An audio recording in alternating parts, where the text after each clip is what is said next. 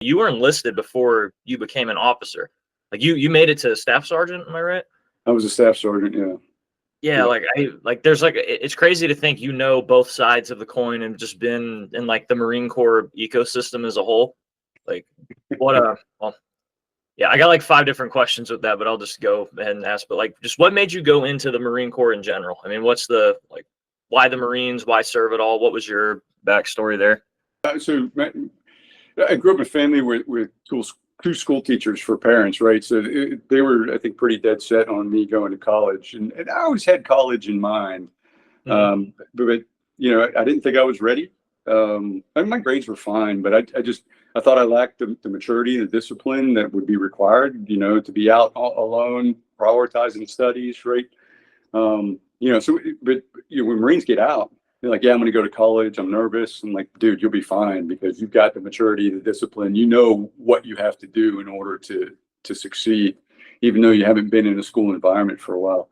But for me, the Marines was the only option. I wanted to see if I had what it took to be part of the world's finest fighting force. And get the maturity, the discipline. And, the GI Bill was certainly a draw, and I think it is for all folks.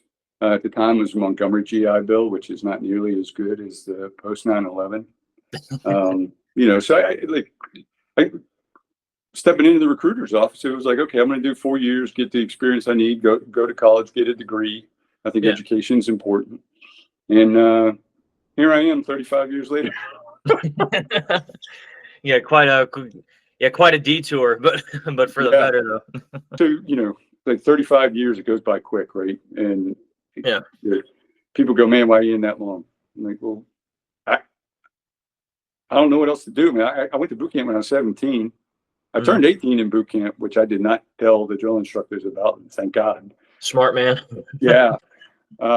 So I'm still having fun, and quite frankly, I don't know what I want to do when I grow up, right? So, I think in some aspects, right, that you look at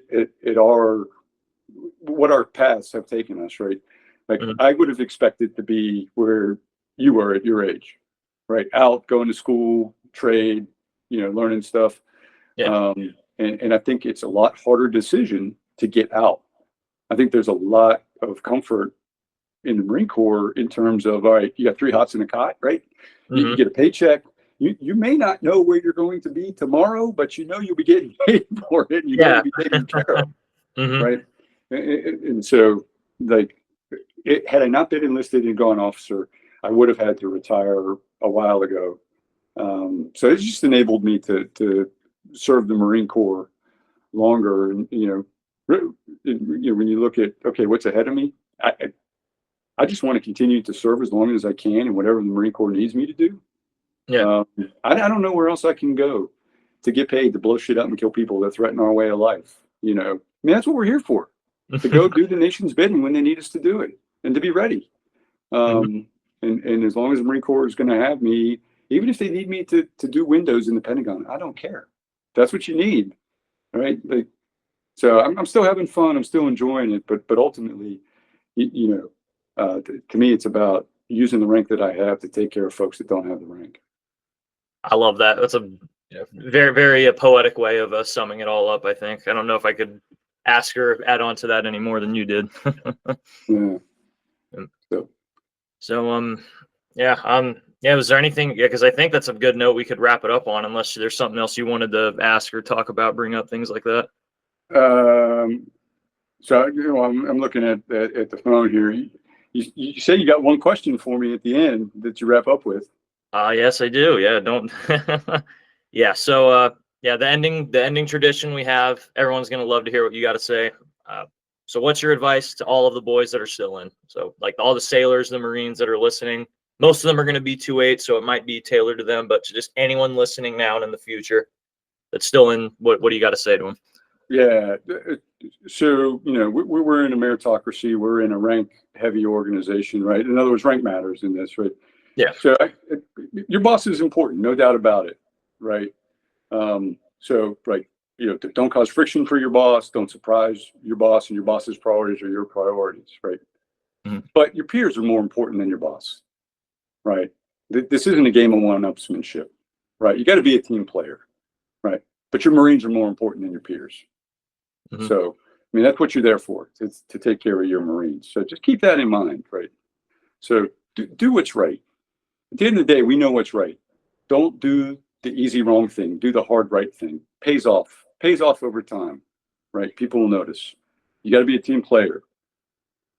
Being a unit of substance beats perception every time, right?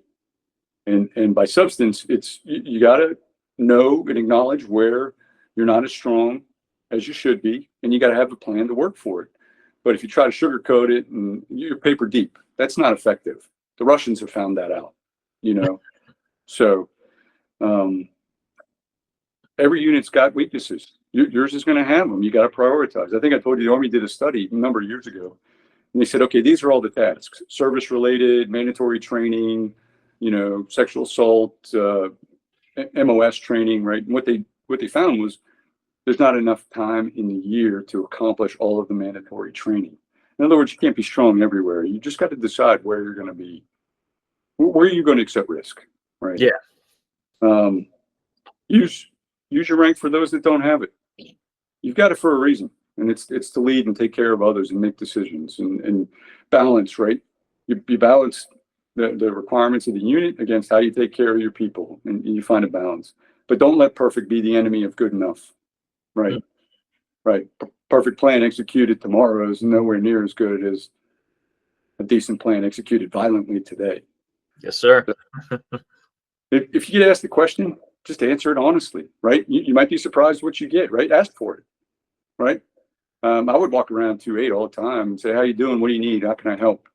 Right? And you know, people were like, "Well, I'm not going to tell him anything because I'll get in trouble or whatever." Like, no, it's about get out, inspect, find out what's going on. If you get asked a question by somebody, answer the damn question. It's Mhm. easy. What are you going to do? Get yelled at because you identified a problem that needs to get fixed? Like, that's ridiculous to me, Mhm. right? Um, so just, you know, don't be afraid. Don't be afraid to ask for stuff, right? You need something, ask for it. You want to take leave, ask for it. You might not get it, but it's not an emotional issue. Let Yeah. let folks say no and let them give you a rationale why. Hey man, I really need you at sea. Like, you can't go to the Bahamas. Like, we've had this training on the calendar. I'm sorry, man. Right. But, you know, at the same time, we would, you know, in 2A, we would get Red Cross messages and like so-and-so's grandmother died. We got a few of them at YPG, at WTI. Mm. And while they didn't rate emergency leave, you know, I gave the Marine the option, like, hey, I can't pay for this. I can't send you on emergency leave, because if you go on emergency leave, the government has the responsibility to get you back to your home unit, and then you can go from there. So I couldn't do that in some of these cases. And I said, look, I understand family is important. If you have the money to go to the funeral, whatever, you can go. I got no problem with that. And let's figure out the timing, whether you come back here and finish out WTI or whether you just go back to Lejeune. Mhm. So, but don't be afraid to ask, you know, to Yeah. me, it's not emotional. So, you know, two more pieces I would say, you know, broad advice, get to school. In all my years in schools that I've gone to, like being around my peers, I just learn a wealth from them. I've learned more from them in the school environment probably than I have in the classroom. And that's not an indictment of my instructors. Yeah. It's just, you just learn a tremendous amount getting someone's perspective, feedback, talking through stuff, kicking around your brain with a peer. So get to school, because what happens is you come back from school and what do you want to do? You want to teach everybody all the stuff you just learned. Yeah. So it helps, you know, and read. Mattis, 5,000-year-old mind, right? Get in a book, read. It's just going to help you, your experience. You don't know what to do in a situation based on experience you've got. You probably read it somewhere excuse me, if you're a voracious reader. Mhm. So broad advice, you know, if there's specific situations, Marines can come up on the net and I'll give them my 2 cents. They may not want it. So But if any of them do reach out, you know, I'll give you my 2 cents. Love to hear that.